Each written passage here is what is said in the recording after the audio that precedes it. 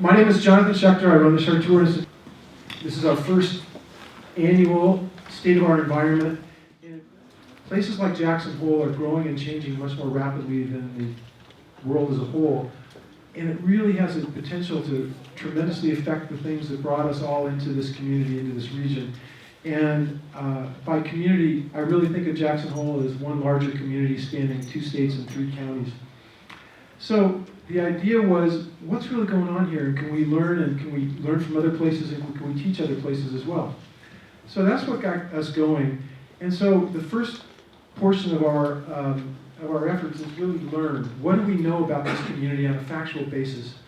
And then we branched out and we started saying, well, can we teach? And so we started doing things like 22 and 21 was the chance to educate the community. And then we go on to act. Well, we've got all this knowledge, and what do we do? So we've launched a number of initiatives over the years. Our latest is something working with a bunch of progressive businesses, including Patagonia, called Healthy Business, Healthy Planet, that involves a number of businesses around the country who are doing as much as they possibly can, but realize if we really want to do a significant job changing this planet, saving this planet, we really need to do more. You can't do anything without money, of course. And so that's why we started 1% for the Tetons, to try and get that crucial startup money into these efforts, these little ideas that, if they really come to fruition, then they can make a big difference. For example, we were the first money in for the first feasibility study for the vertical harvest greenhouse, and we gave the money for the first copper bullets that eventually led to the banning of all lead ammunition on the elk refuge. And we have a couple of 1% members here. I know Bill Sweeney's here. Bill, thank you so much for your support over the years. Will Ferguson, I know you're around here somewhere, way in the back, where you deserve to be. And Gaper Guide, great business. And people like Bill and Will, you gotta have an ill in your name somewhere there. They're giving back 1% because they care about this place, and it's a very tangible way to give back so that we can start funding really great ideas. And finally, Inspire. We run the annual 1% for the Tetons video blitz because so much about activism can be so heavy and hard, but there's so much really good stuff to celebrate. So with 1% for the Tetons and some of our other efforts, we also try to inspire. So that's what we call our virtuous circle: learn, teach, act, fund, and inspire. So that's what we do. And 1% for the 22 and 21 for the State of Our Environment is really an outcrop of that. Asking ourselves, what do we really know about the state of our environment, and what can we do about it? It's an interesting thing. It's sort of the joke about the weather where everybody talks about it, nobody does anything about it. People desperately care about the environment in this community, but there's no obvious source of funding for an event like this. And so I want to give a special shout out to the people who made this possible, because we didn't have any obvious source of funding for it. We reached out and we crowdfunded this event. And so our primary sponsors were the Community Foundation of Jackson Hole, Wyoming Wildlife Advocates. Roger, I know you're here somewhere, even if we didn't make a name tag for you. So thank you very much. Teton County Weed Fast, Erica, I hope you're here. They're way in the back. And Grand Teton National Park Foundation. And then we had a number of supporters too, including 2 individuals, Bernie McHugh and Mark Newcomb, Energy Conservation Works, Conservation Alliance, Jackson Hole Land Trust, National Elk Refuge, Snake River Fund, and VARD. And these events like this, they cost $75 to $80 a head to put on. And so without the help of these sponsors and these supporters, we wouldn't be able to be here today. So if you give a round of applause for all the sponsors.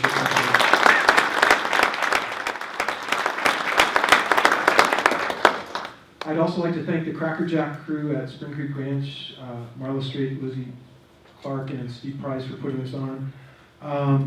The social hour, which can't come too soon for many of us, was helped by donations from Snake River Brewery and Jackson Hole Winery. And then finally, all the talks there are being filmed and will be posted online. Carson Meyer. Carson, what do you call yourself? Carson Meyer. Right, Carson Meyer Productions. He's going to be filming it, and we'll be uploading these to the 22 and 21.com website within a couple of weeks max. I have all your email addresses except for those of you who didn't register. So if you did register here at the door, would you please, after the fact, go online and give us your information?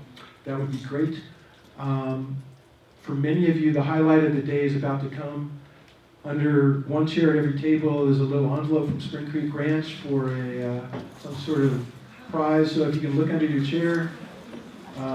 Karen, that's not fair. It's under your chair. It's not, okay. Yeah, there you go. I know. Let's see what's in it. Okay. You got it. No, you got it.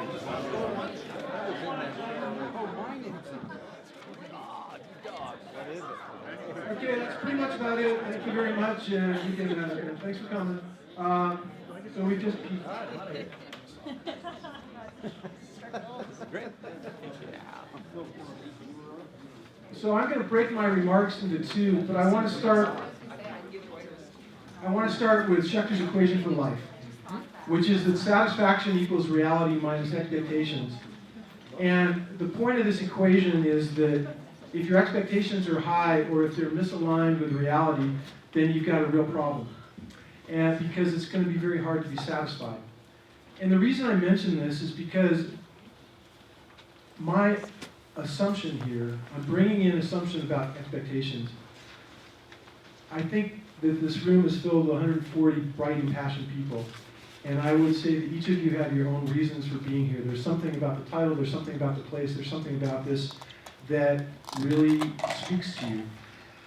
But there may be a tremendous misalignment or a tremendous disagreement. So what I'd like to do is sort of share, I think there are three different sort of reasons going on here that might cause this misalignment or this tremendous passion. Does anybody know what that thing is? Rorschach. It's a Rorschach blot. And a Rorschach blot, for you that don't know, Dr. Rorschach invented these things.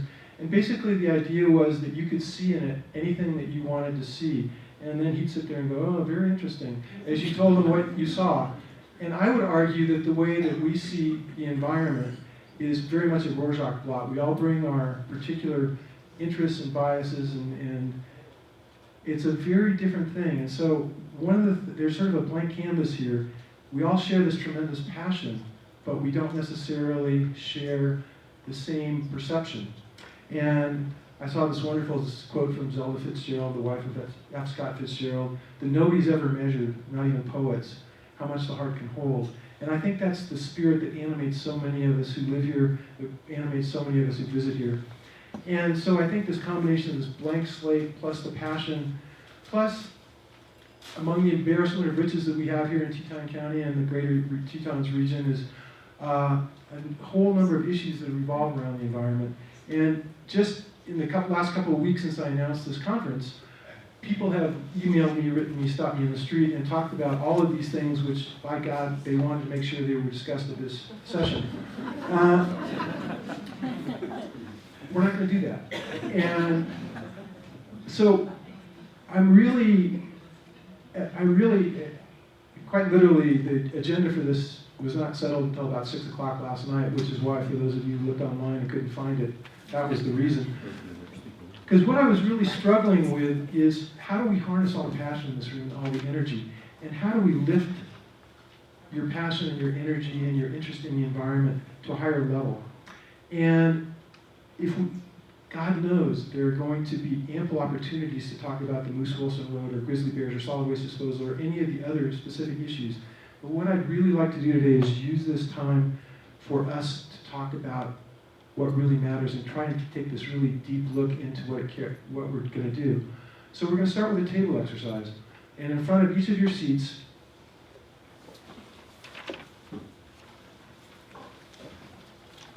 there's just a little pad of sticky notes. And there's pens on every table. And what I would like you to do, as sort of an ice-breaking exercise, is take 5 minutes and try and answer 2 questions. First, what are you doing here? Why did you want to attend 22 and 21? And the second question is, what does the environment mean to you? How do you think about it? How do you interact with it? We're going to take 5 minutes and do that, and just write down a couple words on those little sticky notes, put it aside, write again. We're talking about quantity here, we're not talking about quality. There's no right answer. Within your programs is a sheet with both of those questions on it, so those aren't going away. But all I want you to do, we're literally going to take 5 minutes, and then we're going to take 15 minutes and talk around the table. And because there are far more tables here than I could possibly facilitate or that I could recruit facilitators, I'm going to ask each table to self-facilitate. And by that, it means just 3 simple rules. Everybody says something and nobody says too much. Share what you feel. There are really no wrong answers. And then share the duties. We're not going to ask you to record anything here except what you feel. But there is going to be a spokesperson, because after everybody spends about 15 minutes just talking with each other and getting to know each other and talking about what issues come up, then I'm going to do a quick lightning round. We're going to go around in the numbers of the tables, and I'm going to ask for 1 answer to each question from each table. And as we do that, I'm just going to ask you for, like if you're at table 12 and somebody at table 2 has said something that you might say, try to repeat it. Because what I'm trying to do is get a sense of, is this a really rich and diverse group, or are we all sort of a monoculture? And table 13, I apologize, your sign is minimalist because my skills on working the computer weren't really good last night in the early hours, so it's just a very minimalist thing. But all the rest of them have a sign on it for your table number. So 5 minutes, go. Just start writing.